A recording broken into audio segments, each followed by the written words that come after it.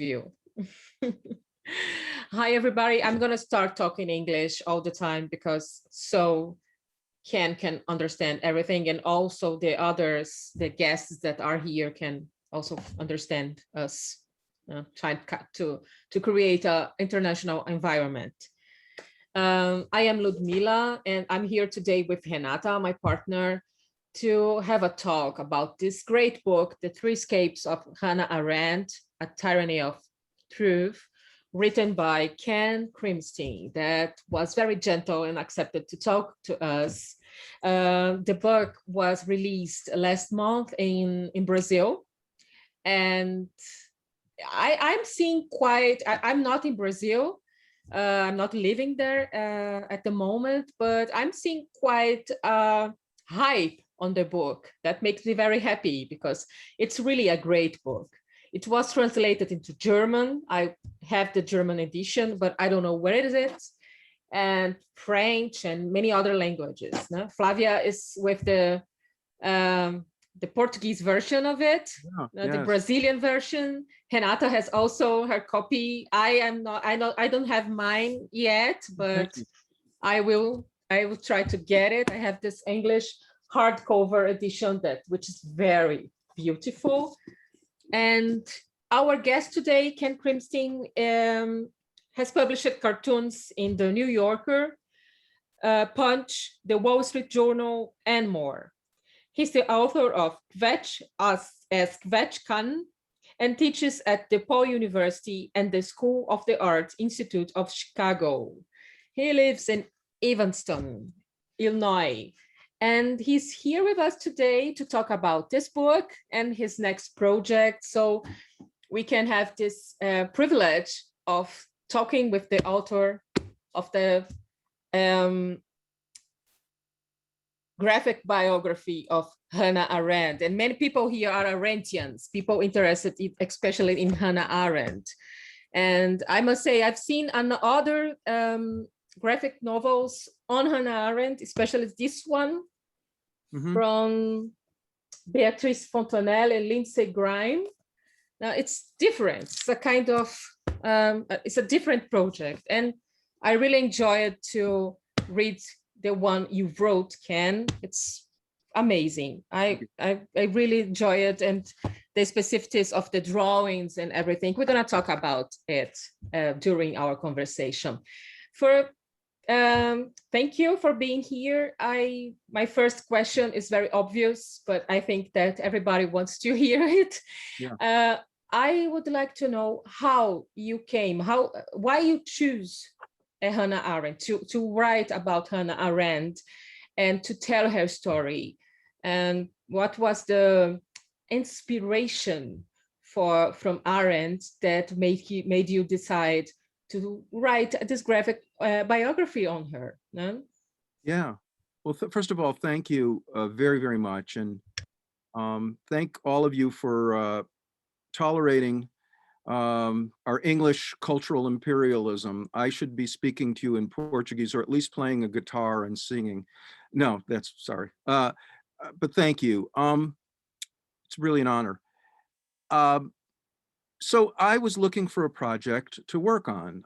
When you're a working, author or whatever, you look around, and I had this was my first full-scale graphic novel. I have done some shorter pieces. I've written what we call prose.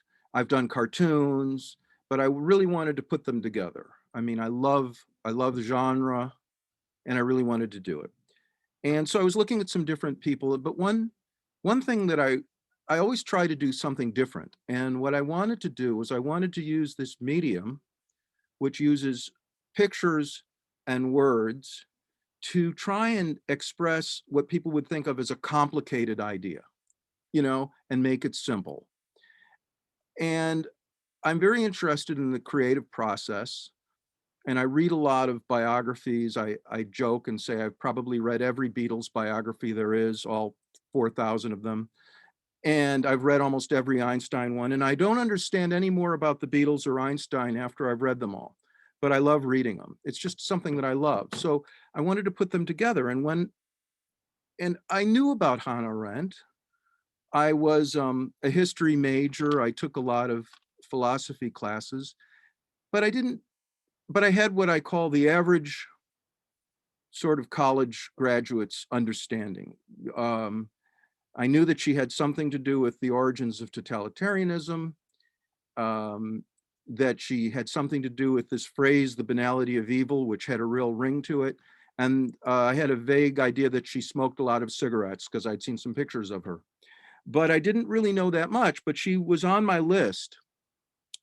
And it's interesting, when I dipped in and started to read about her a little deeper than that, it was as if every nuance of her life, not even her thinking, resonated with me. Like I didn't even know, like I love the art and the films and the culture of Weimar, Germany. It was so important to me, expressionism and Fritz Lang and the scene of Max Reinhardt and all the expatriates and on and on. And then she went to New York and well, and then her escape from Vichy France and Walter Benjamin and on and on. And it was like as if I looked at Elizabeth Young Brohl's book, I looked at many other books. I just started dipping in. I did not know that much. I came to it pretty much tabula rasa, blank slate. And every page that I turned, I got more and more fascinated. And then the ideas started to emerge and the characters started to emerge and questions started to emerge because, I've been a teacher and I love what I do with this is I teach myself. And I figure if I can teach myself, then I can teach other people. I didn't quite realize what a huge task I'd taken on with Hannah Arendt because she crammed more life into those 75 or whatever years than just about anybody. But there were questions. I did not, believe it or not, I didn't even know about the Heidegger affair. I didn't know that when I started because what did I know? I mean, and I had to make sense of all of this. And it was quite amazing. So it was a delightful journey. But the other task I set myself, I set a couple of rules. One, I read a lot of scholarly articles and I looked at some very scholarly things. But my goal as a graphic novelist biographer, where we have the tools of using pictures as well as words, which we can talk more about later. How do I show the ideas coming from the life instead of the life being an anecdote to the ideas? And, there were so many wonderful things about her thinking that I discovered that were unique. And then I could almost predict what she was going to be doing next in her life. I mean, you said before we started, Lidmela, that, and I'm very flattered that I was able to capture expressions like, and I can show you an example of how I found how her face, but I really got to a sense that I got to know her character. Her ideas are, I mean, anyway, so it was just, I was smitten. Once I had seen this, and also, so and when I write these, I don't put anybody alive who wouldn't be alive at the time. I don't put anybody, if I have a scene, I don't put anybody, like all the scenes in the Cafe Romaniche in the middle, all those people were in Europe at that time. They were all there. They all could have been there. Many of them were habitués of it. And, you know, that's, those are the rules and the guidelines that I set myself. So I told it, and I was just smitten. I mean, I was taken with the ideas. I tried to understand them. I tried to simplify them, and that was it. I couldn't stop. So it was a kind of love at first sight. Well, evidently, again, and I was very lucky, I was able to speak to some people who knew her and worked with her. Particularly, my hat's off to Jerome Cohn, who is a saint among men. Just literally, I mean, he and Hannah, he's the executor of her trust, but Yes. also helped edit The Life of the Mind. Probably, I mean, and it's interesting, when I started going on tour and I was speaking at various places, students of hers, who are now in their 70s, 80s, 60s, 70s, would come up to me afterward, and there would be like fire coming out of their eyes. So there was something there, right? Yes. But I was lucky to speak to these people, and I was able to ask some very personal questions and get some personal answers. It's And beautiful. it's a moment in time, there are not going to be a lot of people around who studied and worked with her. But you say love, and love or friendship was very, very important to her. But Exactly. also knowing how to distinguish love, friendship, and emotion from the political uh, arena, making distinctions was very important to her too, and complicated stuff. And her character just, I love the fact that she wasn't a saint. Jerome Cohn is a saint, but she wasn't a saint. She was human. Yes, she was human. Yeah. And I think that I was talking to Renata some weeks ago that we have so many biographies on Hannah Arendt, and we can't get enough because it's such a life, and there are so many aspects in her life, and she's so captivating. And I think people like to hear and to read about Arendt because she has a fascinating history, had a fascinating life, lived at the period where the most important things happened in the 20th century, and was a very, very charming woman too. Very charming. Um, so look at it this way. She was born when the first, what we call in English horseless carriages, the first kind of cars were rumbling over cobblestone streets. And she dies after Nixon has resigned and the Ramones have started playing punk rock in the Lower East Side of New York. What a span. What a Yes, lifespan. fantastic, really, really. So, yeah. And I agree. And it's interesting. Yes, just yesterday, there was a conference, because you talk about how the interest in her just, it's un it's unquenchable. It's you can't. So the Library of Congress has just finished a massive program of digitizing her work to make it even more accessible. And I watched this thing, and there were scholars from all over, and she, to read her, to look at her book, to look at her books and see how she underlined and what she underlined, and she battled with these people's ideas. I mean, this was an alive person, and she also, you know once you get, I have a great little illustration I'll share with you later maybe, but it's like her ideas are provocative. So, you know, and the more you read, the more you learn. So she's the first woman, and I believe the first Jew to win the Lessing Prize, which I gather is a huge, like the Pulitzer Prize or something, right? It's Yes. huge.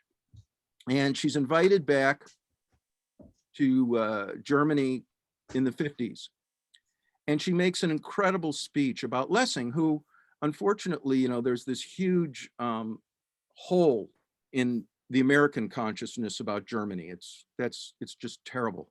So I didn't really know that much, but she quotes Lessing as saying, I just want to provoke. I'm not going to tell you what to think.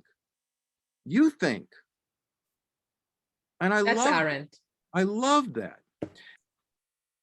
Sorry. I, No, no, that's Arendt. That's the spirit of Hannah Arendt. That's it's great. And now I see how did you get into the drawings and the way she speaks through the drawings and the text. It's really this personal identification with her maybe provided you as her experience of writing about Heil van Hagen, that she felt like she was a friend with 200 years separated for 200 years. That's right. And I think you had such kind of experience also with Hannah Arendt. That's right. There's a quote, somebody made it, and they said she had a genius for friendship. It's a well-known quote about her. That's marvelous. And which philosophers do you hear that are that have a genius for friendship?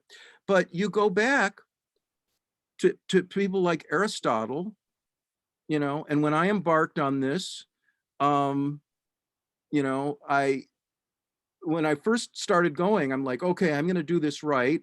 And I went back and I reread the Poetics by Aristotle, because I thought, hell, if I'm going to do a story, why not start at the top? And there was an edition of it that was translated by some professors of mine in college, and it was fantastic. And this really, then I understood how she looked at drama, performance, performative, we feel, we experience, we see, things are disclosed, and this sense of the Greek power of how you can see through a person's actions, what they do in the public space, and then how you generate like an ethics from it. This informed me too. And then, I could go on and on. There was a quote, just a fabulous quote. Any of you who are writers or readers, which we all are, storytelling reveals meaning without committing the error of defining it. What a phrase, what a sentence, and I learned from everybody that I read. Everybody they read, but I started to see Hannah Arendt as a hero, but not as like a superhero, like a Superman hero, as a hero that has an Achilles heel. Because anybody who's a writer knows that the only thing that makes things interesting are the flaws, if they're perfectly placed. And she had several. It's beautiful. Renata, I know you have some questions too. Yes, please. Can I put a question? Well, first of all, I'd like to thank you for finding time to talk to us. I'm very happy to have you here. And my question is, well, it's probably very basic, but I was just curious to know what cartoon techniques can add or can bring to the art of telling stories, and especially to the art of telling stories such as an Arendt's one. I don't know if it makes sense, but I was just curious because I usually don't read that much cartoons. So, well, that's a great question, and there's nothing insignificant about it. The simplest questions are always the most complicated ones, and I think it's safe to say that I spend most of my waking hours thinking about that very question. I'm sure Carol, my colleague, who's also does that. So let me talk to you a little bit, and I'll share my screen and show you something because it was a question that you had sent. And what can we do in a graphic biography?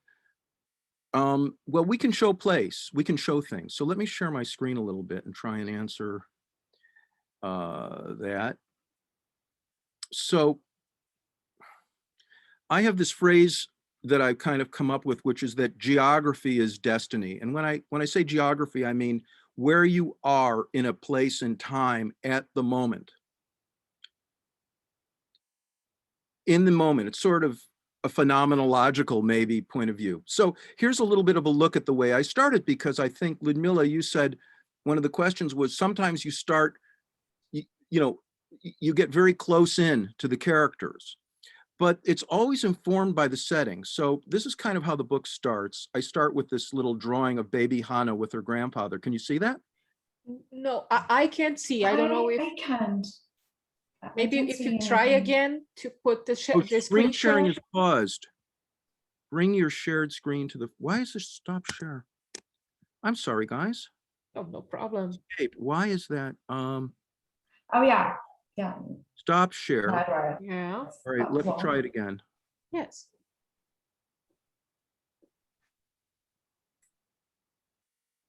You see that?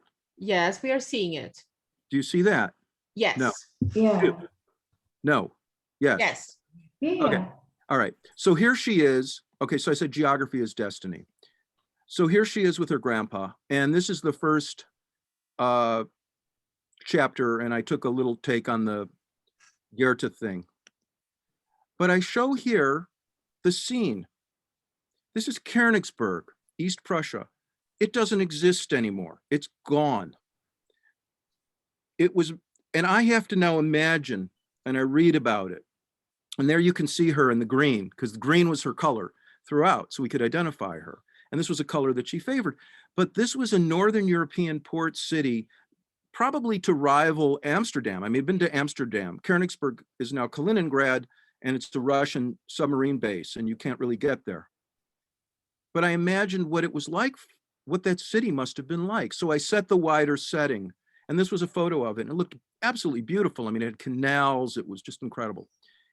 And now I show her, and you say, what can you do? So she's a little child who's so there's when you show pictures, the pictures say things as well as the words. Or what we used to say when I worked for a long time in design, in the design industry, it's 1 + 1 = 3. In other words, the sum of the parts is greater than the whole. So here we have a little girl with big bushy eyebrows.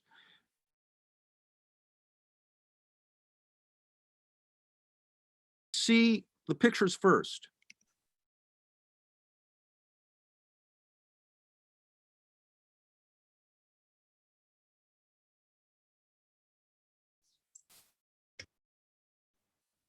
What the words are, because the pictures convey. And now it replicates it, and I learned that Kant, the great hero, Immanuel Kant of all philosophers, also lived and worked in Kareninksburg, where Hannah was. This is like the kind of thing when you're a biographer you love, because this explains she must have known that. So here she imagines Kant. Did people yell at Kant too when he was walking around? And what did they say? And then we're back to her on the bottom. And the boy yells at her and says, "You're a Jew, Jew, Jew, Jew." And she, "But you know my name." And she's confused. And we show, now I zoom in on her, I show her confused. So she goes home and meets her mom and asks her what kids do. And it's like, this is a true story that came from her life. And, it's one of the wonderful things when you're doing pictures and stories together, because I was on a tour and I was in a remote city in America, and you wouldn't think there are a lot of Mexican Americans there. It's Fargo, South Dakota. But the person who brought me was a Mexican American woman, and we were having lunch, and she told me a very similar story about her son, who was a Mexican. And he said to everybody, I'm Irish. He could pick whatever, and because kid yelled at him. He didn't know he was Mexican. He just thought he was a kid. And so these truths. So then mom tells her this stuff, but her father is suffering from this kind of advanced syphilis that makes you, before they had antibiotics for it or penicillin, it would make you lose your mind. So here I can show the spirochete cell of the syphilis. So you show and you tell. And then there was a story where they told her, if you tell lies, your nose will grow really big. So I showed her with her nose growing big, like Pinocchio. So you can take the imagery and you can combine it. And Ken, and I'm sorry to interrupt you, yes, please. but I think the screen is not changing. Oh my goodness, I am We're so only sorry. seeing. Well, then I'm not. No, it's totally fine. It's just we can follow. It's just Oh dear, that can you it's not see it? changing. So Can you see? yeah, I actually have the book, but Okay, I'm so not sorry. sure. Can you see what's on the screen now? Screen sharing is paused. Yeah. Oh, Yeah. all right. I'm not doing the screen sharing. It doesn't work. I'm so sorry, guys. No more screen sharing. That's okay. Oh, it's okay. You can yeah, share the it's screen. totally Maybe fine. if you don't put in this Oh, slide and sharing the modules, slideshow. slideshow, Slide and mode. just the slides Oh, in the slide presentation. PowerPoint, Oh yeah. I think it's gonna work. Can you see that? Yeah. Yes, we can. This is Oh, Yeah. Bahnhof. Yes, we can. That's fine. is that a New York subway train? Do you see a Yes, New York it's a subway subway train? train. Okay. All right. I love the fact that you guys are Brazilian. You're so cool. This is great. When I did this with people in London, they couldn't deal with it. Okay. So this is my little joke about Hannah Arendt for all of you, and you'll enjoy it. So when I moved to New York in the 1980s, this is what it looked like. And they had ads on the subway for this thing called the Roach Motel. I don't know if you have it in Germany, you probably don't, or Brazil, but you know, cockroaches, those bugs. And they had a line, the roaches check in, but they don't check out. I always remembered that. And I say, you can check into Hannah Arendt, but you can never check out. And that's what she is. She's like a mind. She inhabits your mind. The more I read, the more I study, the more I try and figure out, what does plurality mean? How do we enact it?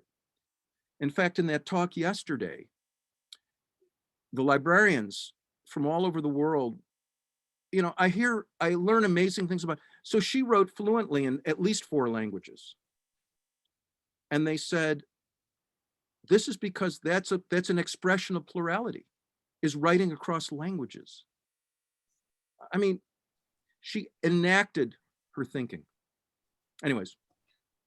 Another question, Lud, and Yes, of course.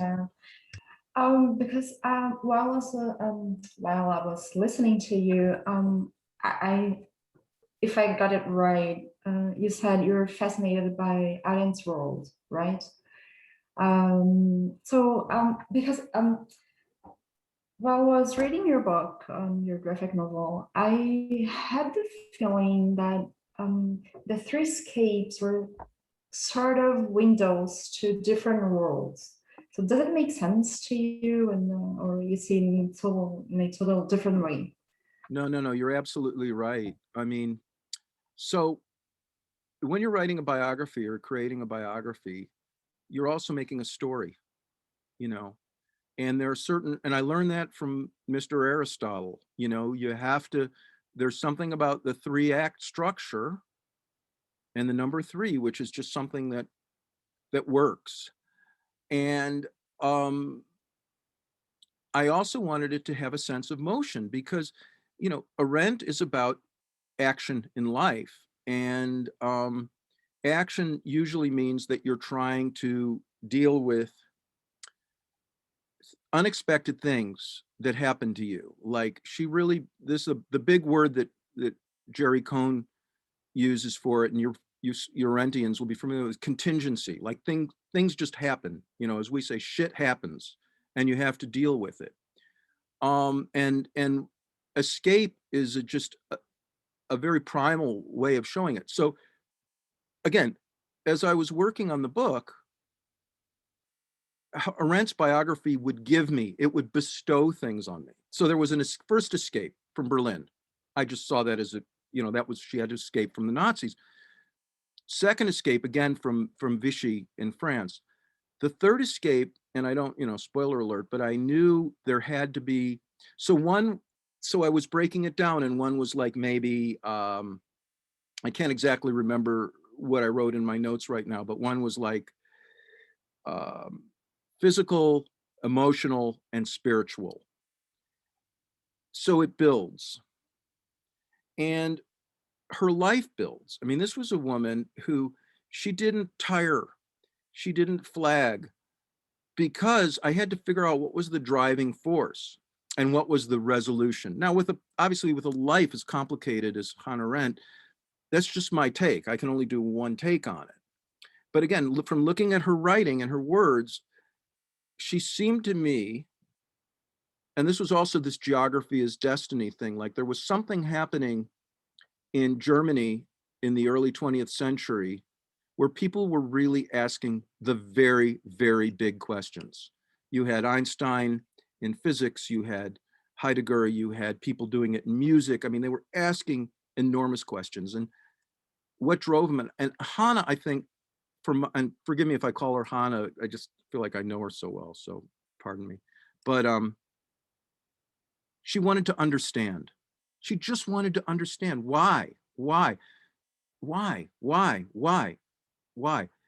And then you could say, what did she learn? Well, a lot, obviously, but again, I had to kind of like distill it. And I think it has something to do with thinking, a way of thinking, a very special kind of thinking. And in fact, I got this early from reading some of her interviews and hearing some of them, because people would say questions to her and she's like, I have to think it through. I have to think it through. Like thinking even, and then when I read critics and her own writing where she talked about this internal dialogue, like you're not just contemplative. Everything has to be, even if you're with yourself, you have to question. So I just loved it. I just loved it. So yes, each step was a physical step. The third escape takes up more than the first two, because it gets deep into various layers of her life. You know, it's a higher, you know, physical and then emotional and then spiritual. Spiritual escape was very hard, but I tried to do that. Yeah.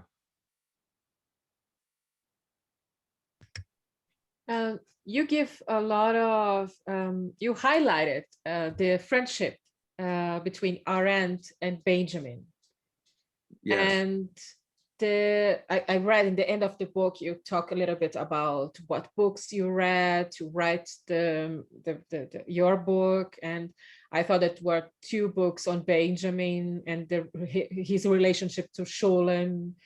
And I would like to know a little bit, why Benjamin? Why not Jaspers or Mary McCarthy or Hans Jonas?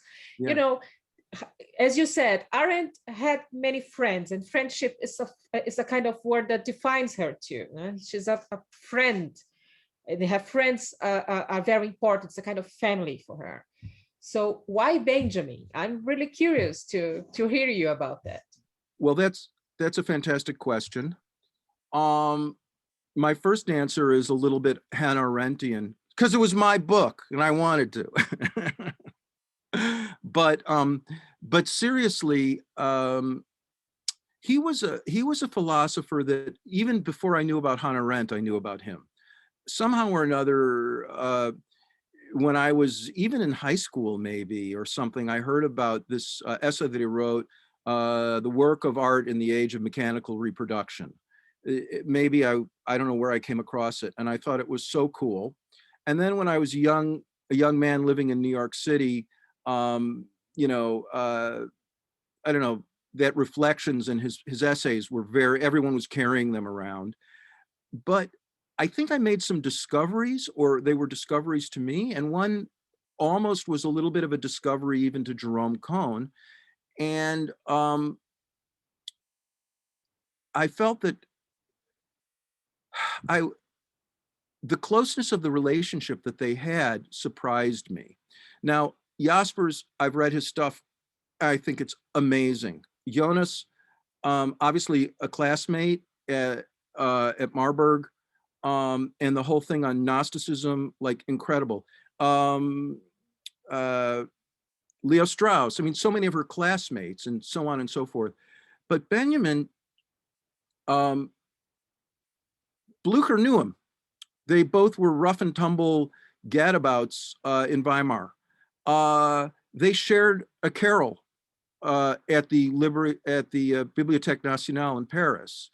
They ran into each other when she was doing her hiding out, whatever, down in after she escaped from the Gurs detention camp. He, one way or another, bestowed upon her his last work, that the thesis on the philosophy of history, whatever, those aphorisms. And then I learned from Jerome Cohn, she was so affectionate. She referred to him as Benji. That's how she called him, Benji. And then, in an amazing anecdote that forms kind of a centerpiece that I got of Young Brohl's biography, and unfortunately she's no longer with us. There's an incredible scene related, which is in the book, which just stuck with me, where she's invited to a, I can only describe a graphology, where people look, handwriting analysis party. I have no idea. I imagined it as a party, but, and so I did a lot of studying into the history of graphology. And not only was Benjamin really into it, not only was Aristotle really into it, but Hannah, the German expat community in New York, was very into it. And in fact, the most popular night course taught at the New School in the late 1940s and early 1950s was by a Romanian woman, Jew, on graphology. So something was going on. So Hannah goes to this graphology, I envision it as a sort of seance. Sorry, I hope you're following me. This is a fun, and she brings two pieces of writing. The first one is a note from Walter Benjamin, and the second one is from Heidegger. And then, as I'm doing my research, I come across a film of Hannah speaking at the Goethe Society in New York, in a black and white movie in sort of 1966, 67. You have it. I mean, I have it. It blew my mind. And I don't even know if it's on Vimeo anymore. I don't know. I mean, I was so lucky to have come across it with subtitles, and it was on and on, not only about her affection for the man, but for the ideas. So then, when you're doing research like this, you stumble across things. So I used to live up near Columbia University in New York, and they had the most tremendous bookstore called Labyrinth Books, where they had all the academic seconds. So you could go in there and get like incredible academic books for like $8. And I picked one up, which was the teenage correspondence of Gershom Scholem and Walter Benjamin. Now, I'm going to tell you, I was not writing like that when I was a teenager. I mean, these guys were heavy. What's behind language, this and that and the other thing. And it all fed into, and the tragedy of his demise as a note in the story, and also as a clue to her liberation, the fact that he killed himself, and the fact that Brecht, another, you find all these connections, and Brecht referred to him as the little hunchback, which was based on like a German myth about hunchbacks being like cursed, and Benjamin's infernal bad luck of going to the Spanish border on the only day, apparently, in the whole war that they checked passports. And everybody said, don't worry about it. They're not going to do it tomorrow. But he was so despondent, or whatever, that he took a handful of morphine and killed himself. And then Hannah found out about this and actually stops, I believe, I'm trying to remember, but I do believe on the way to Lisbon, I believe she stops in Portbou.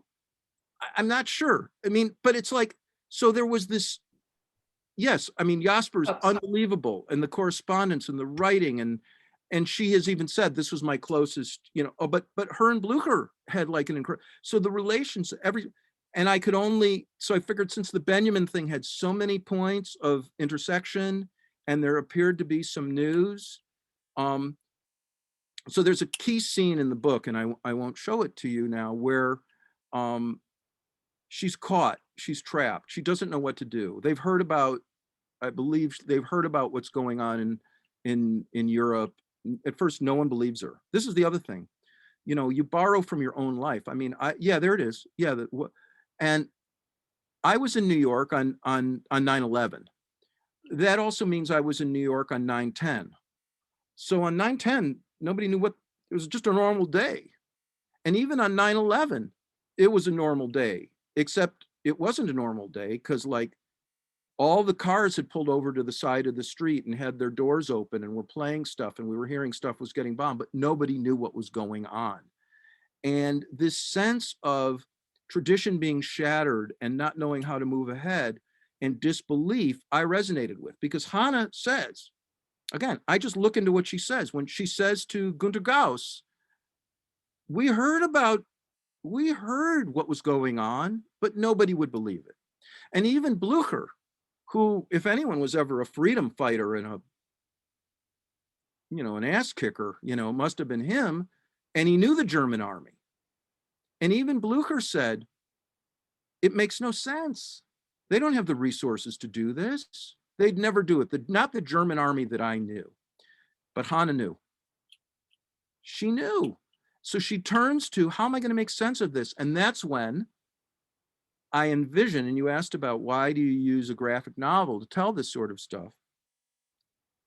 Benjamin appearing to her in the shape of a water stain, because I lived on the Upper West Side of Manhattan. We always had water stains on the ceiling. I don't know if you know what those are. That's like when water from the apartment above like drips and it makes like patterns. And I thought, so she's laying on the couch. Now I also learned that that was how she liked to work. She'd sit, that was her office. She'd lay back on the couch and smoke cigarettes and look at the ceiling. That was, so I could imagine her looking and seeing, and Benjamin starts having an argument with her about truth and about plurality and about what can we know about other people. Because I wanted to show, to the best that I could, you know, how her ideas developed and grew, not just they were here and they came out of her pain. And again, Benjamin just seemed like the perfect, the stuff that I had read about language. And don't forget, she was the one who edited Benjamin's first major collection in New York.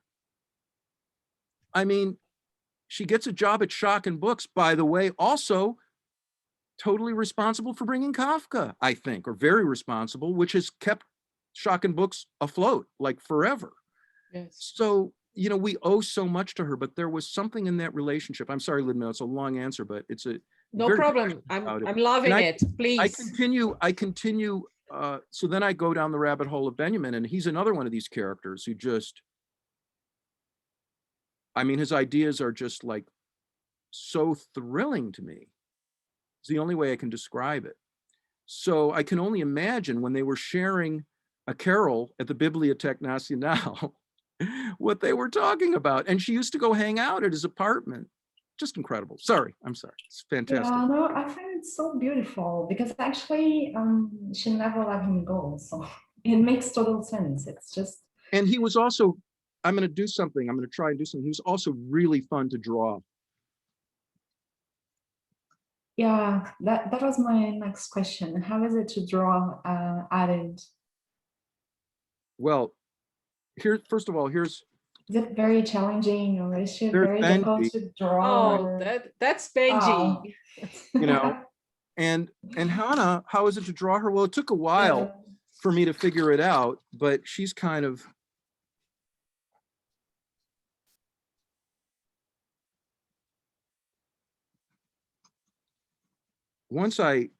And then I mean, the green is what really makes her, but you know, it's the eyebrows.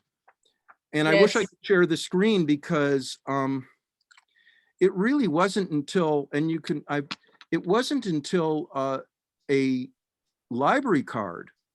Actually, again, here's another, you know, talk about synchronicity for you Carl Jung fans out there. I don't know how he rates in the world of academia, but he said some interesting things. Synchronicity. Benjamin's and Arendt's library cards from the Bibliothèque Nationale surfaced right when I'm in the midst of working on the book and I'm trying to find how to draw Hannah. Now, the problem with Hannah is there's about 30 pictures of her, and that's it. And they're all the same. And they're great. But when this picture of her emerged from her library card, and you can look it up, it was an angle of her as a 32, 33-year-old woman with a very razor thin and skinny and a long razor thin nose, which I had never really seen a 3/4 angle of her, and pointy chin and a long neck and tired. And I got her. It's like that moment I understood, and that became, so it took a long time to capture that. But, and as somebody said, and I'm sorry, not, you know, Charles Schultz of Peanuts fame, you guys all know Peanuts. I mean, a genius, a flawed genius, but a genius nevertheless. I mean, Charlie Brown never aged. I mean, in one sense, he had it sort of easy. Hannah had to grow up, you know. But I had to find out how to draw, like Blücher had to always have That's a a good pipe. point. Always had to have a pipe. Heidegger was very interesting to figure out how to draw. And I can show you. Now, Heidegger, and I've read a lot of descriptions of him, and it's funny, Hannah, I don't know how you could find Heidegger attractive, but people did. But it was fun. So he sort of had that look as a young man. And then it was like his hair was spiky, and some people just said he had kind of rat's eyes. Some, you know, but other people said he was dashing because he skied to class and lived in a hut that he built with his own hands. So I just think this world, I'm sorry, I'm just going off on a tangent because I can't show you pictures. You can try to show us pictures. There's no problem. If it doesn't work, it doesn't work. All right, let me try and show you. We are here to have this talk and to have a good time. Yeah. I want to show you, I want to try and show you if you can see this. So there's the Benjamin scene, but yeah, there you can see him as a, can you see that? Yes, as a So water there he is. stand set. Yeah. Yeah. And then this was the bit I just talked about. So, you know, that's kind of how she looked. And I was doing some horrible drawings, very distinct looking. I mean, this picture of her when she was, I think, just out of college. If you think of this as during the Roaring 20s and the flapper period, I mean, she looks pretty damn cool. She's wearing like a Himalayan necklace. So elegant. Well, just, she had to know. There she is in high school. Look at how that uncharacteristic picture of her. Gymnasium. And here she is getting her naturalization, still quite attractive. I mean, she was able to defy the photographers for driver's licenses and things like that and make nice pictures. Incredible. But this is the one that really, there's the thing. That was the picture that came. And when I saw that, first of all, look how tired she is. And now I know why. She was working for the Jewish Aliyah. She was arguing with Walter Benjamin. She was living with Blücher. Her mother hated Blücher and her mother. I mean, you can just, I mean, this is what I tried to get into the personality of her, and it fed into the philosophy, you know? So then all of a sudden you can see here she is, and now I knew how to draw her. Now I knew who she was, you see? Oh, I love that. So that was a real important part, and I think it adds to what a graphic or comic nonfiction biographer can do, because we are visual. Humans are visual. Our eyes are our most, cats and dogs, they go with the nose. We, or I think, us, eyes. Yes. Yeah, I think your novel translates so well Hannah Arendt's ideas. At least some Hannah Arendt's ideas, especially how she conceived the world, very intersubjective and Well, with I wanted to try and show this. There's one. So one of the neat things that you can do when you do this is you can use diagrams. So this, I like this spread. I don't know if you can see it, but Yes. I was trying to show what the different kinds of truth are. And there's this, and she's explaining it. Interestingly, this could happen in her mind. I have her having a conversation with Saint St. Augustine. Augustine, who's one of her favorite philosophers, who I've had to then discover in Greenwich Village. And I love the thing where he says, they're talking about plurality, and she says, I call that plurality. And Augustine says, I like that. May I bum a smoke? Just the vision of them, like, but I'm taking a liberty because she's thinking this through. So she tries to talk about the difference between this truth, this notion of truth that comes from the top down. This is truth, versus what I saw as a more organic kind of truth, where you can see that's a very diverse group of people. Yes. All talking to each other. And, we're all familiar with diagrams. So why not use them? If you can, if they make sense. But that was just a technique that I used here. I don't know if I would use it for, like, my next book, which is more about translating people's autobiographies, is more of a human story. This was more abstract. I mean, her thinking is a little abstract. And can you tell us a little bit about this new book? Yeah. I was hoping that you're gonna write a book on Walter Benjamin. Yeah, I'm gonna have to take a little break from German philosophers for a while. Although my next book, after this next book, has to do with more Germans. I'll have to learn German at some point. But anyways, the next book, which comes out in the fall, I dare not try and share my screen. So I wanted to do something very different from Hannah Arendt, similar but different. I wanted to do something that was, hers was, it was an intellectual journey motivated by a life. I wanted to do something that was an emotional exploration. I really did. And again, you're looking around and contingency, shit happens.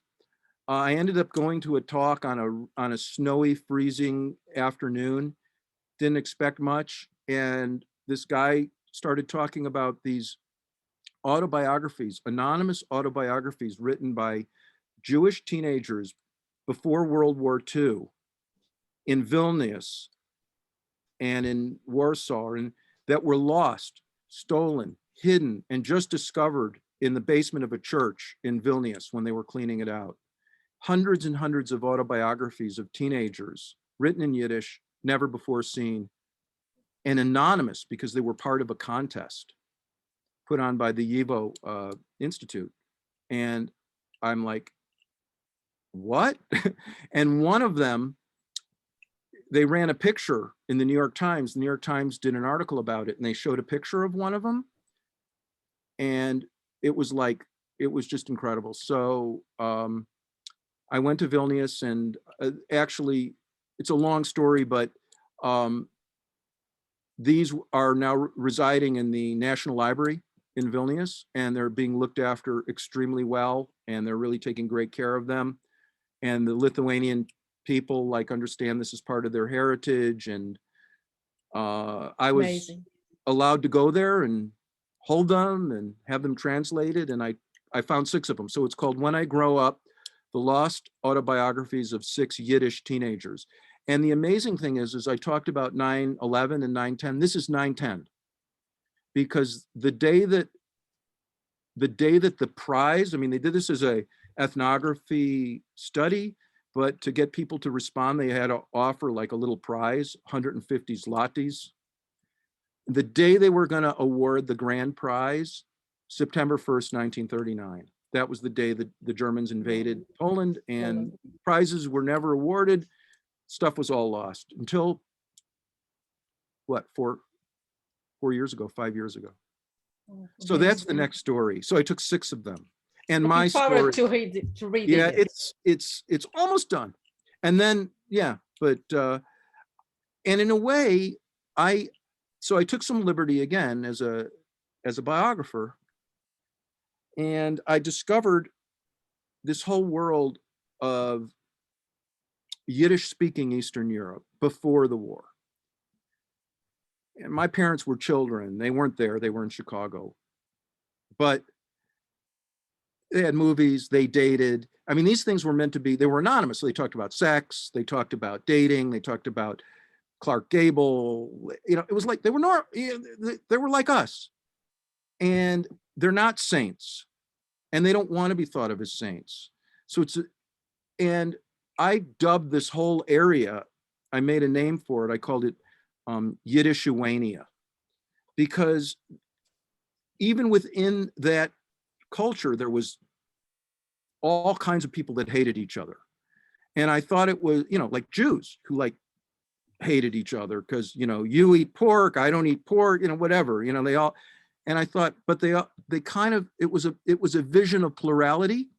And there are parts of it that were a vision of another thing that I think Hannah is very, very into, which is pariah, being a pariah.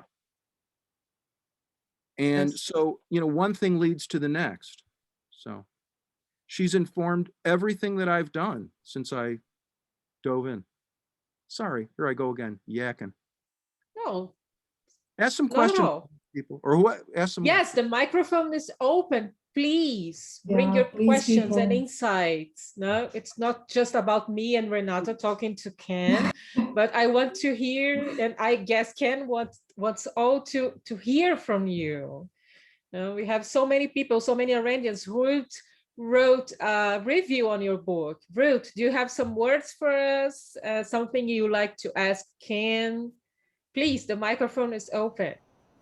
I would thank him. I would thank you so much. I had a great time. I'm not such a. I'm not a philosopher, and so I learned about a lot reading it. And my main question was about the Jaspers, the choice on Benjamin. So, do you have what the way you describe the relationship between mothers, Hannah Arendt, her mother, and how subtle you are? Yeah. I enjoyed a lot. Especially. Thank you so much. You know, again, the fact, to use a Yiddish word, that she schlepped her mother to New York with her, and her mother couldn't stand her non-Jewish husband. Like, I know that world. Like, that's my world. Like, it's not a mystery to me, you know? And this makes her human. I was sure that when you read it, you are sure that there is a Jewish man writing it. Well, but it's a mother. It's always, you know, the relationship between Hannah and her mother was extremely close. And again, of course, the relationship between everybody and their mother is extremely close. But how often do you read about, to name a philosopher, you know, John Rawls or whatever, you know, name, and his mother. Like, you know, you never read about him and his mother, you know? Hannah schlepped her mother. Now, the other thing that makes Hannah so interesting is she renounces philosophy at one point. Now, whether that's true or false, we don't know. And she doesn't get to be the ultimate arbiter of that anyway. But she does have a bias for action. And I love that. I love the fact that she says, we are what we do. We are what we say. What we say, this is why she says politics and the truth have never had a particularly good relationship. Politics is business. But we should try and disclose ourselves. So I think the big project that's vexing me now is, how do we enact, or can we enact, any of her visions in the world? And I think I'm hopeful that there's at least a cadre of people like you, and I've met people like you in other countries and other cities who get it. But Hannah, it's interesting because she never took a steady professor gig, really. I mean, she kind of always was moving around. I mean, you'd think of her as the supreme intellectual, but she didn't really like intellectuals that much. A woman of fierce courage and contradiction. She didn't have, you know, I talked to somebody when I was getting started on the book, Leo Strauss, who was a brilliant man, taught at the University of Chicago. And they have a whole Leo Strauss Center there. And I've also been in touch with the people at the Arendt Center. The thing about Leo Strauss, from what I can gather, is he was the typical, you know, Herr Doctor Professor. You know, he had 7 guys carrying his suit, his briefcase, lighting his cigarettes, you know, doing it. Hannah had no acolytes. She had no, that wasn't her thing. And I thought, that is so cool. So I'm sorry, Ruth, it's such a passion, and I tried to show the human because I'm curious. I think, you know, and I believe kind of with Hannah, a little bit like in dignity, like we can all do it. Like when I teach classes on creativity and the creative process, and I teach that, I say, we are actually, every single one of us is closer genetically to Pablo Picasso than our ancestors were 100 generations ago. Like we're all basically capable of being Picasso or Shakespeare. We are. I believe that we are. Maybe you're a Picasso of cooking. Maybe you're a Picasso of child rearing. Maybe you're a Picasso of building things. But we're survivors. And, you know, this is where I may be getting on my little bit of a whatever, but as we come out of the pandemic, I think maybe we can see that we can do things. We used to think that we couldn't. I mean, they shut Venice down and fish started to come back. But whether or not we can is another question. And again, another thing, I'm sorry, this is not meant to be, to use a, you know, I don't know if you got a hagiography. This is not like worshiping Hannah Arendt. This is just showing her. You deal with it. You hate her? Great. Read the book. Argue with her. Beat her. Try and beat her. You won't, but you can try. You might. People have tried. Anyways, it's a provocation. It's a provocation. Sorry. It's very Arendtian, the provocation. No, it's great. I had another. Okay, I'm gonna give the word to Adriana, and then I come to my question. Please, Adriana. Adriana is a great friend of mine, and she's also the Arendtian. Oh, good. Yes. So first of all, I would like to thank Ludmila. This is an unbelievable opportunity. Thank you so much. Mr. Krimstein, I think your work is amazing. Thank you so much. Amazing and touching. It's it's wonderful to who is like me, who studies have a person who has been studying Hannah Arendt's work for so long time. and read your work and the way you show how Arendt talked to herself and think. It's fantastic. And the water stain. Oh, thank you so much. Yeah. As you could. And I would like to, so many great questions, but I would like to ask you about Salo Baron. Yeah. You give a special light to these characters, a very important intellectual. So I would like to know how you decided to show him here. Thank you. Yeah, thank you for the question. Well, again, it was a question of connections, you know, as I was doing the research. So she comes, you know, I was very, very interested in Hannah Arendt before she became Hannah Arendt. When she was just, I mean, think about this. Her first job, you know, pretty much that she got in America was working as an au pair, taking care of children. My God, would I have hated to be those children. But then she starts writing.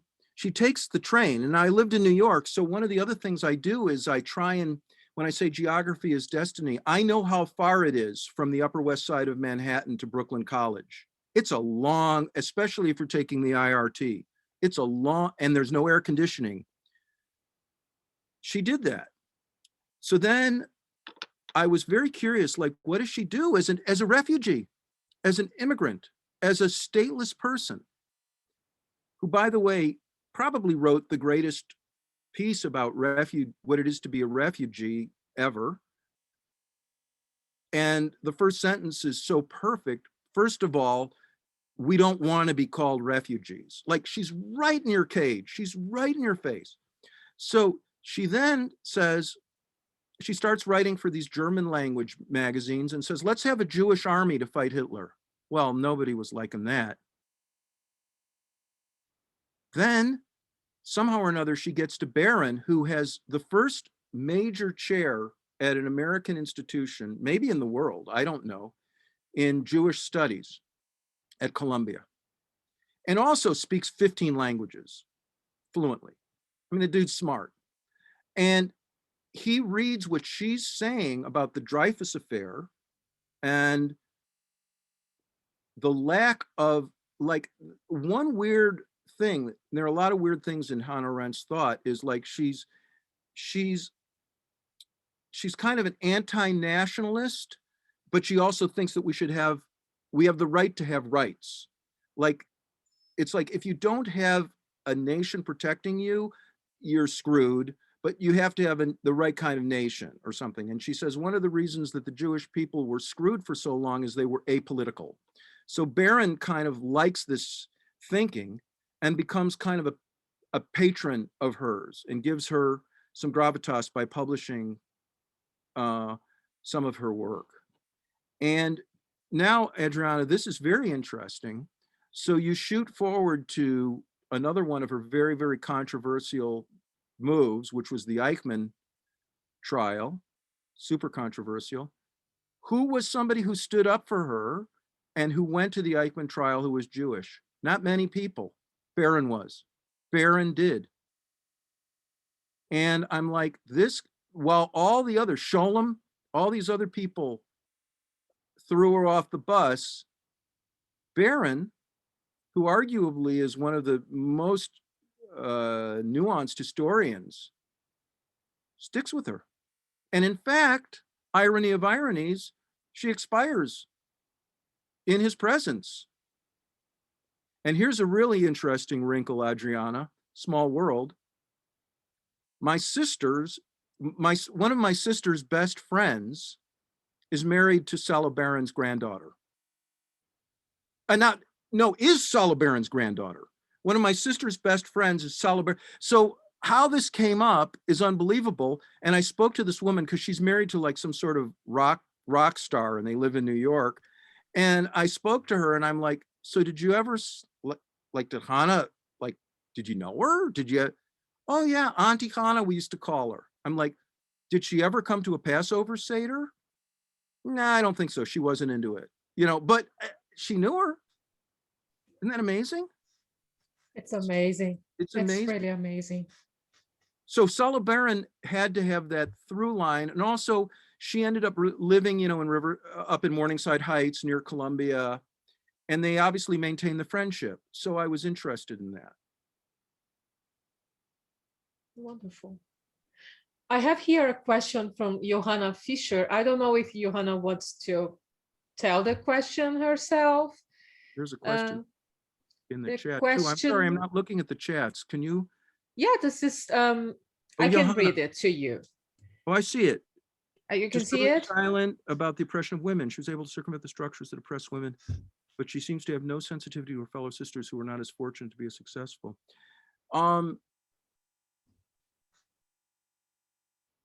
I think she had some blind sides when it came to what we would call maybe in the social sphere and different types of identity politics.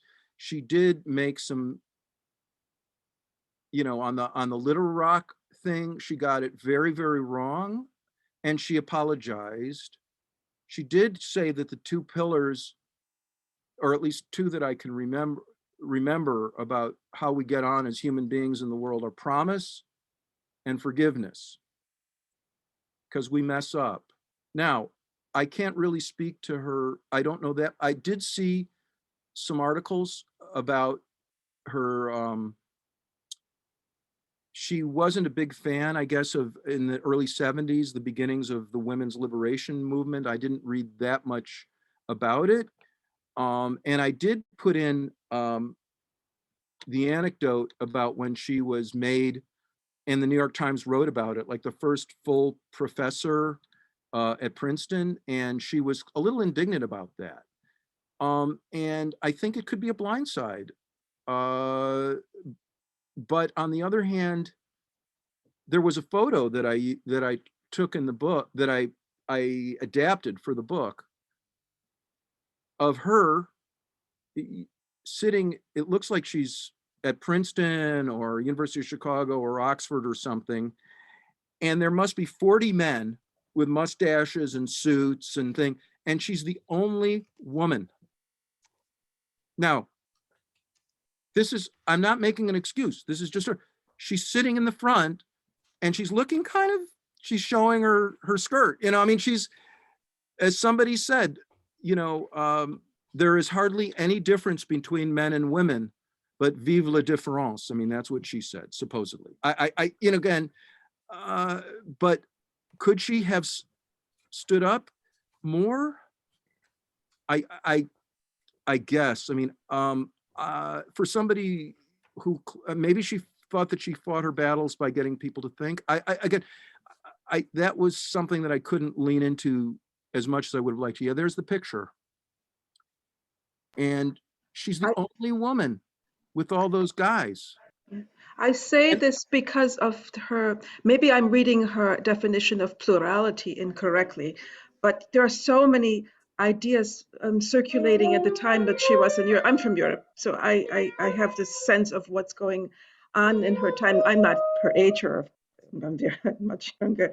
But my point is, you know, someone like Simone de Beauvoir is writing about women, is writing about oppression, and she seems to ignore this, and this bothers me tremendously because it seems hypocritical. And the same thing with race in America.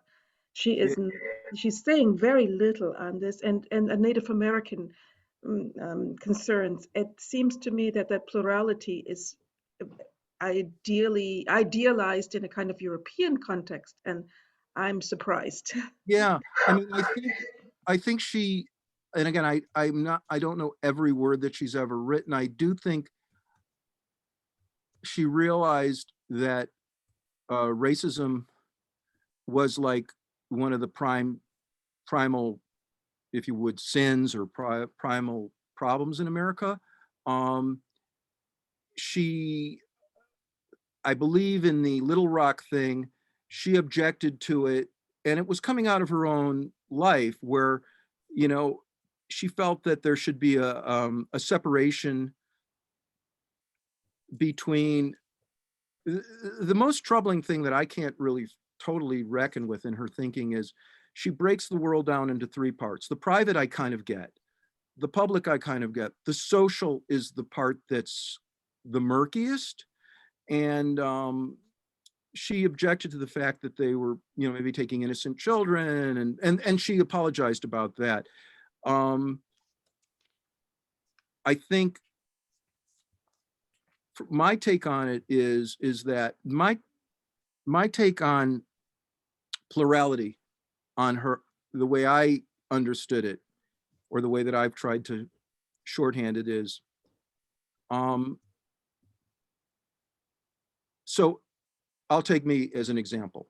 Like when I see people like in America driving in like huge pickup trucks, you know, blasting country western music super loud, cutting me off in traffic, yelling, you know, all this stuff, I don't like them. They're not the kind of people that I want to hang out with. But according to the rules of plurality, I have to listen to them. I have to listen to what they have to say. But they have to listen to me. We have to listen to each other. We have to talk to each other.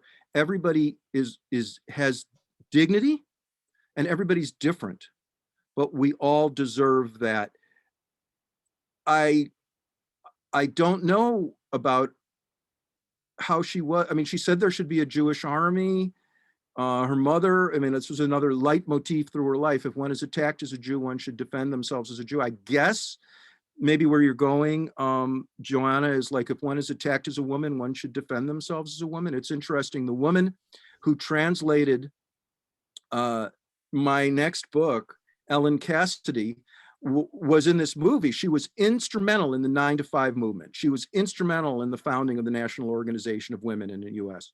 She was instrumental. Now, I think if you're a guy that said to Hannah, go fetch me a coffee and go to the bar and see if there are any pretty women there, you know, if you're her boss, she probably would have slugged you or hit you over the head with a chair or something. But not all women could do that. And maybe she didn't, you know. And again, I'm not saying she was totally right. I mean, she even said to Gershom Scholem after the Eichmann thing, and he says to her, you don't show enough love for the people of Israel. And she says, I don't love people. I love a person. I don't love people. She said, man does not inhabit the world, men do. And I took that to, and women and children and cats, and, you know, I extended it. It's like, it's not man, it's you and me and him.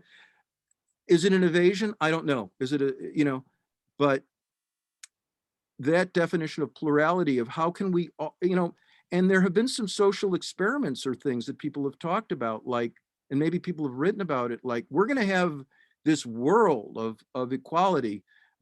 And somebody said, yeah, but who's going to clean the urinals out? Who's going to clean the latrines? Like, how do we make sure that we all, yeah, I don't know. She had real problems with, from what I can tell, with, you know, Marx and communism, and, but did she feel oppressed as a woman, and could she have stood up more? Maybe. Sorry, it's like a hard one. I don't want to evade it. I mean, as I said, that could be a flaw. I think, you know, and I wanted to avoid, when I was writing the book, I tried to avoid, I don't want to write about, I want to just stop it. And my editor said, other people said, no, you can't. You got to write about Heidegger. You got to write about Eichmann. You can't just stop it. So I had to try and wrestle with it. And I'll tell you, you know, the stuff that she said about Eichmann makes me uncomfortable. It makes me uncomfortable, having been in Eastern Europe. But she said it, and she lived it. And again, it's very, very hard for us, if you reread some of Eichmann in Jerusalem, and you think about what was happening in America. I mean, Werner von Braun, a Nazi who made the V2 bombers, put men on the moon for America. All of a sudden, he was Yankee Doodle Dandy. I mean, people were switching, you know. So then it talks about like cancel culture and what should we get rid of. and she sort of was saying, you know, a lot of the people in the German government, and a lot of those people were, you know, why did the bad Nazis get a slap on the wrist and then get right back into government? It put it in context, that's all. I'm sorry. Yeah, it's a very difficult question. I'm from Germany, so this is a legacy for me. Why? I asked my parents and my grandparents as I was growing up. I'm the generations after the war, and it is very difficult. And I find this sometimes difficult to read Hannah Arendt because I want to speak to her and tell her, you're missing this, you're missing that. How about this? How about that? Coming to America, being a person of mixed race, it has been very difficult. And I look to Hannah Arendt for not advice, but inspiration as to how do I, as a professor, create a pluralistic world community in my own college. And I like my students to read Hannah Arendt.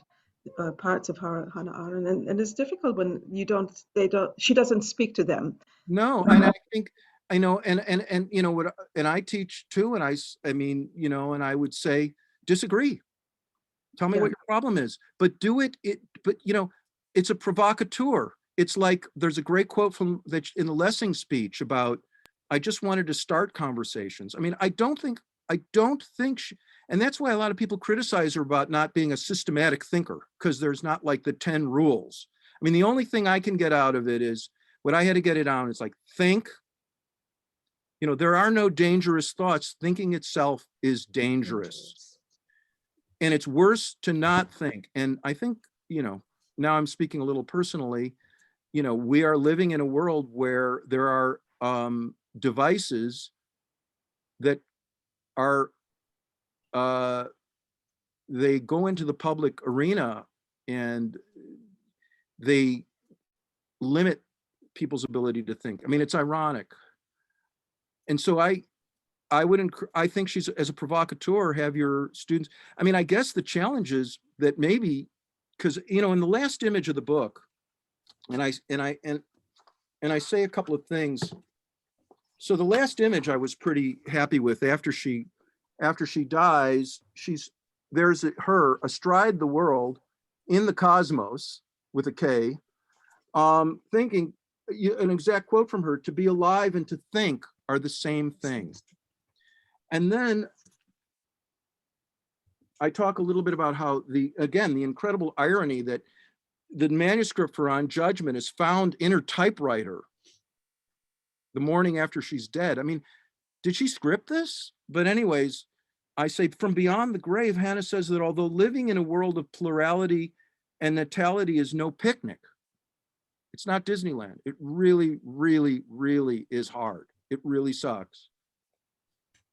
Although living that world is no picnic, if we want to avoid Auschwitz or the Gulag or Stonewall or Pol Pot or Attica or ISIS, we as a species have no choice but to embrace it and endure it. In other words, there is no single truth, no silver bullet of understanding to guide us, just a glorious, never-ending mess, the never-ending mess of true human freedom. So what do we do with it? Well, then I dig back and I say, okay, dignity. You have to, I mean, the reason that she says that Eichmann deserved to die was that he said there's a bunch of people around that shouldn't be on Earth. And she said, no, you can't do that. The rules of plurality says everybody gets to be here. You got to deal with it. And interestingly, if you look at the human condition, and she starts it out the same way, she says, it's our condition that we live on Earth. Well, tell that to Elon Musk. He wants to go up to Mars and get away from this hellhole that we're creating. No, that's not fair. That's cheating. That's my interpretation. For the Sorry. just I want to leave a tip on a book about Hannah Arendt and feminism. This feminist interpretations of Hannah Arendt, which was edited by Bonnie Honig, and it's a great book. And there are many scholars like Laura Cirilli, Bonnie Honig, and you know, many others talking about the possibilities of interpreting Arendt's work by the point of view of feminism. I highly recommend this book. Please, Renata. And I wanted to say one other thing. I would be very interested, and I've seen it, the relationship between Simone de Beauvoir and Hannah Arendt. Simone de Beauvoir, again, these connections. So a very, very good friend of my family's was a photographer in Chicago named Art Shea. And Art Shea used to hang out with Nelson Algren in Chicago, because Nelson Algren was like a Chicago writer. Well, Simone de Beauvoir had like this hot and heavy affair with Nelson Algren in Chicago while she was having an affair with Sartre or married to him or whatever. In fact, if you look up some photographs, there's pictures of Simone de Beauvoir naked, I think, that Art Shea took when they were hanging out. That doesn't say that it's right or wrong. It's just like, I'd be very curious to see. I mean, there was this sort of, I think that, you know, I can't speak for women, but I find women like hella more interesting than men to write about and examine. And I think that, you know, I looked through a lot of philosophy books on existentialism and all this stuff when I was researching. Hannah didn't even get a footnote in all those books that were written in the 60s and 70s. Nothing. Ignored. And I think, you know, as I said in another thing, the fact that we're still talking about her and we're not talking about a lot of these other people, I mean, I think it's great. And she helped me on a personal note as we went through the craziness of the last 4 years over here. And I actually started writing the book before the previous pretender to the throne was around. And it was very, very good to have her words about all these things. And she didn't make it up. That's what I tried to show in the book. She didn't make this up. She always stuck her neck out. I think, at least politically in Europe. I don't know about in America. I don't know if she did enough. Joanna, I'm going to take your thoughts very much to heart. Thank you. I keep searching. Me too. Yeah. I was looking for a book that I have, but unfortunately it's in German. It's about a comparison between Hannah Arendt and Simone de Beauvoir on the question of freedom. I'm gonna put the name and the description of the video when I put it on YouTube. So, and I sent to you, Krim, by message, the name, maybe. And also there is Linda Zerilli's book, right? Yes, Linda Zerilli's book. I was trying to find it here, but I am such a chaotic. Well, Herbert asked a question about the importance of exile and the fact that Arendt became stateless. I think it's extraordinarily important. I think this sense of dignity, I mean, that's a word I just keep coming back to with her. Like, I think we're going to learn more in the future about human dignity. I think she's looking about, we don't, you know, we actually almost treat pets better than we do people. And that's not cool. Nothing wrong with pets. I've got pets. I love them. They're great. But we're all messed up. And this right to have rights, which Jerry Cohn really leans into, is so important. And, you know, and that's where I think her thinking about totalitarianism and how that is such a different kettle of fish, if you will, than tyranny. That, you know, it's one thing to have like oppressed galley slaves who, you know, who want to riot, or maybe they want to become like gladiators, you know, Spartacus and this and that. It's another thing to just take somebody's dignity, their name, their past, their future, their body from them. And so I think the fact that she was, for, I believe it was 18 years stateless. I mean, that's what I wanted to talk about, you know? she was a refugee. I mean, that's why I have the scene in the book where they're leaving Berlin, and you know, I condensed it a little bit, but it was like, she basically, once she busted out of that SA prison, her and her mom split. And, you know, I have a little thing where her mom says, well, what about our passports? And she says, we're not gonna have much use for them. I mean, and I think that experience of being that stateless, and you can see it in our world, the refugee crisis, you know, there's a movie that that fantastic Chinese artist made about refugees. What's his name? I can't remember. It's eluding me at the moment, but it, you know, he went and just like took pictures of people, you know, getting on rafts and this and that and the other thing. I mean, and Hannah wrote about it. These are, and the refugee crisis in Europe was, I mean, when she left Gers, there were, the French people actually referred to the Geraisians. They were people wandering around in southern France who had been sprung. Some people stayed though. I'm sorry. Yes, I think the stateless person thing was huge to her. And it, quite frankly, it meant a lot of her. It meant a lot to her to get the US citizenship. I mean, she had a very different, take on the potential of America, because I think she saw America kind of like a heroic revolutionary kind of place, more in the model of the early republic, you know, the Hungarian revolution, you know, things like that she liked. But yeah, it's hugely important. I think the fact, I mean, that essay, We Refugees, is like, you could read it today and learn from it. Yes, totally.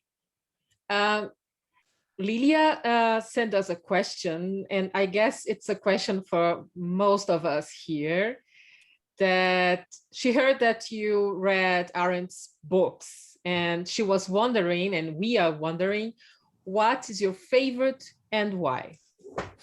Oh, the books about Hannah Arendt that I read? The books from Hannah Arendt. Yeah, my favorite is Men in Dark Times. I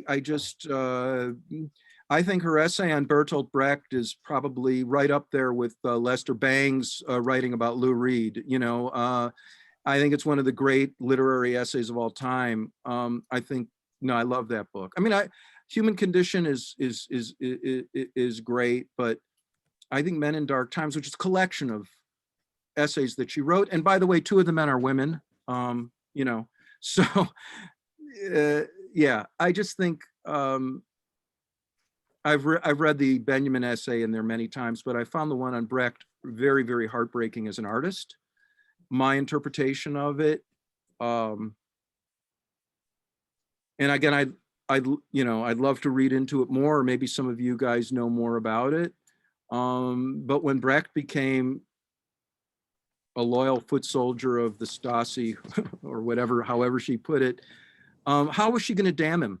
Because he was clearly the voice of her generation, you know, not Goethe, Brecht maybe.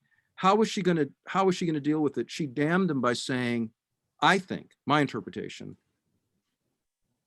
it made him a worse artist, made his art bad, which I could think is like the worst thing you can say to an artist. It made him a hack. He sold out. That's how I read it. And this is somebody, and he was a great friend of Benjamin too. I mean, they were all connected. And if you read some of, obviously his writing, but you know, even his short fiction, which I've got a book of, you know, what an incredible genius of, and work with Kurt Weill. I mean, and he worked with Fritz Lang in Hollywood on the movie Hangmen Also Die, which is one of the greatest anti-war movies ever made. And then he becomes a loyal foot soldier. And she says, your work sucked. I mean, couldn't believe it. So I like that. But I mean, I think she's probably, yeah, I mean, I could, I mean, the essays just keep cropping up. I mean, I have right here, right, you know, you can pick up anything from this book by Jerome Cohn, Thinking Oh. Without a Banister. Great. Anything in here is like freaking amazing. Yes. And, you know, one of the people that I really wanted to work into the book and I had to cut, and actually, when I was talking to editors in New York about the book, I'm very sorry that this wonderful editor named Dan Frank just passed away. And he was interested in the book, but another editor got it. And Dan Frank, you could look him up, he just died. He was like an unbelievable editor. And I met with him and he leaned into talking about Hannah and Randall Jarrell, the American poet. And they were great, great friends. I mean, I was so interested in her friendship with Auden, Jarrell. Again, these connections, her first husband became an amazing, I mean, these people were just like huge, huge, huge, huge thinkers. But yeah, Men in Dark Times is my go-to. I mean, I can read any of those essays and just. The Chinese artist you are trying to mention is Ai Weiwei. Ai Weiwei. I'm sorry. Yeah, it eluded me at the moment. I didn't want to get it wrong. Ai Weiwei did a movie about refugees, which is, it leaves you speechless. Please, Renata. No, I was just going to say that he actually mentioned Arendt's essay on Lessing twice or three times. So yeah, I love that. The feeling that. I love that because that was her talking about who she loved. And again, I'm not a professional philosopher, and you know, I took some classes in existentialism, and I've tried to read it, and I've always been fascinated. But you know, I can't remember. I have the book over here. There's a wonderful book called Unlearning with Hannah Arendt by a German. Oh yes, yeah, I love great. it. I just I have it here, and I met her. It's a fabulous book, and I met her when I was in Munich. So you know, I think it's an ongoing project. Yeah, Unlearning with Hannah Arendt, Marie-Louise Knott. You know, the questions are just omnipresent. They just keep opening up. I lost my train of thought thinking about that. That's such a good book.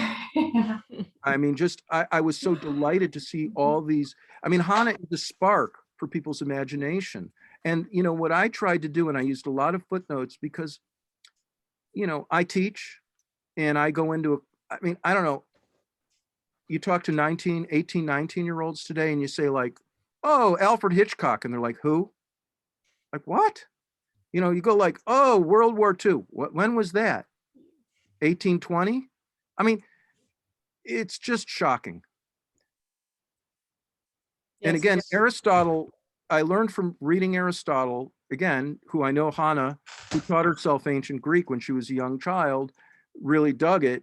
He said one of the most pleasurable things that human beings have is the acquisition of knowledge. And if you think about it, kind of makes sense. I mean, even bad guys, even gangsters, you know, get excited when they come up with a good plan. You know, we love learning. So yeah, I mean, it's an open question. How do we take her project and enact it? And I think what she would say, and I hazard to ever put words into her mouth, but what she might say is, think about it. Think about what you can do. Yeah. I mentioned Linda Zerilli's book, which is, let me see, Feminism and the Abyss of Freedom, just to share. It's also a great book on Hannah Arendt and feminism. Yeah, and there's a nice lecture, right, of hers on YouTube, I think. Yes, I guess we have to go to the end because we are almost 2 hours here. I would stay more, but I know it's a little bit. We'll do it again. We will do it again on my next. Yes, we will do it again. Awesome. And Herbert, I'll try and send you. Wonderful. I'll try and send you. Herbert sent me a question about some.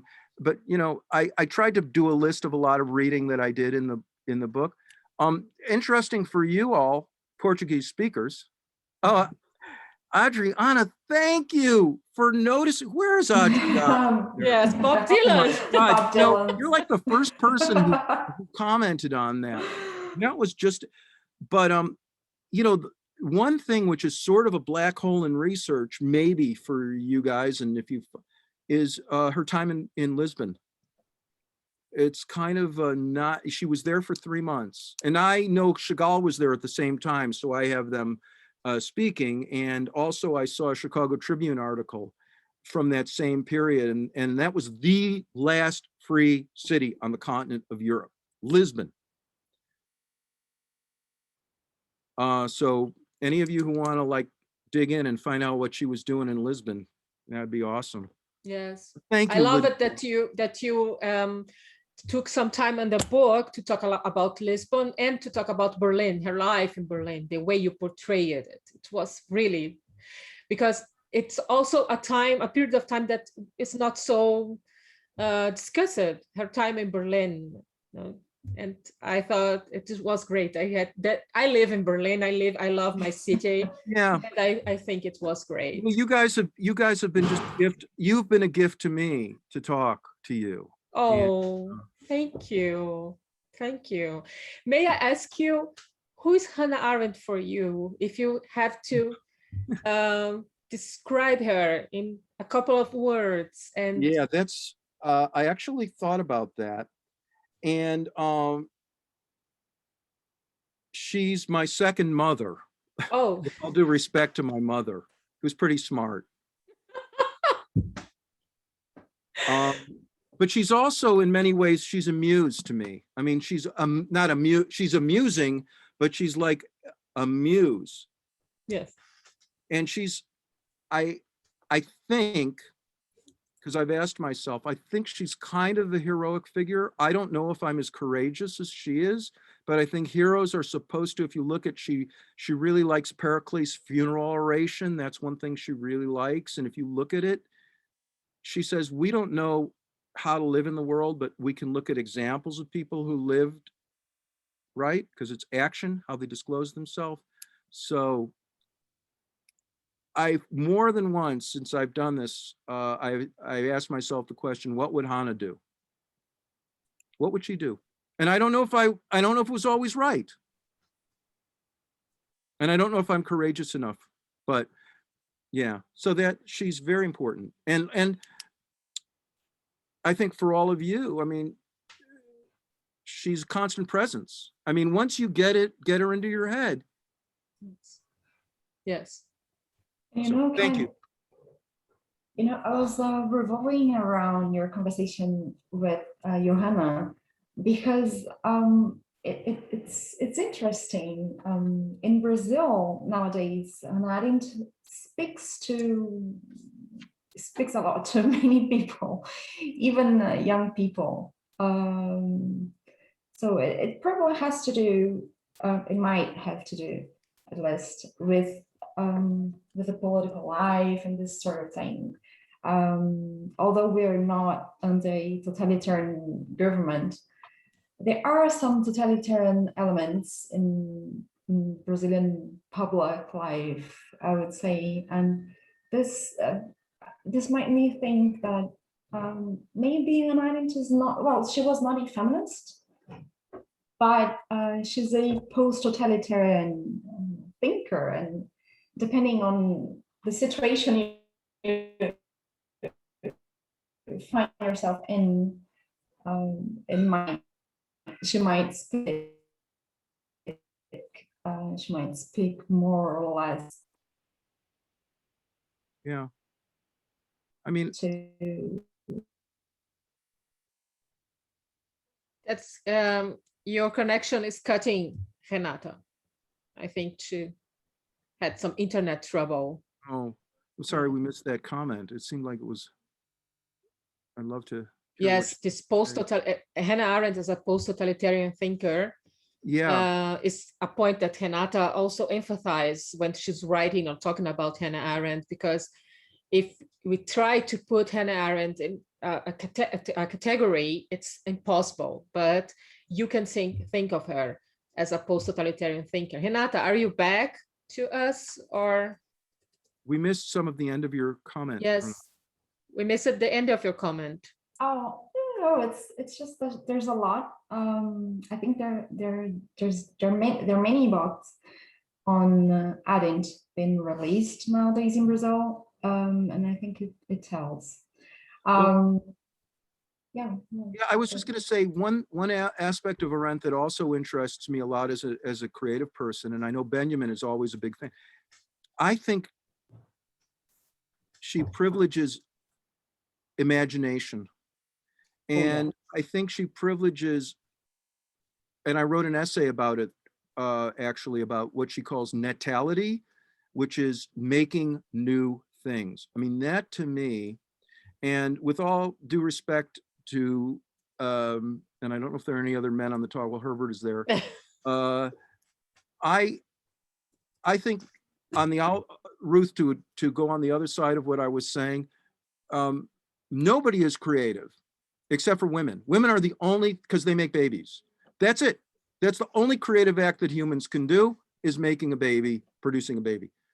But on the other hand, I think imagination, natality, being able to make something from nothing and then deal with it, that maybe is a post-totalitarian, I don't know, like, I don't even know what, I hope we're pre-totalitarian. I hope we're not. I mean, we had some evidences of it, but we could talk forever. I wish we could all hang out. We are gonna hang out. All right. I'm waiting for you here in Berlin. You guys. I might join you. Oh, never promise something for a Brazilian woman. Yes, we are hanging out. We're gonna hang out, and I'm looking forward to it. Well, maybe thank you. Yes, thank maybe you, everybody. My website. Oh gosh. Yes. KenKrimstein.com. I'm gonna write it here on our chat. KenKrimstein.com. And I will put my and yeah, you can actually, I've got Ken Krim on Twitter. At Ken Krim at Twitter. Yeah. And I'm following you. Please, and Facebook and whatever.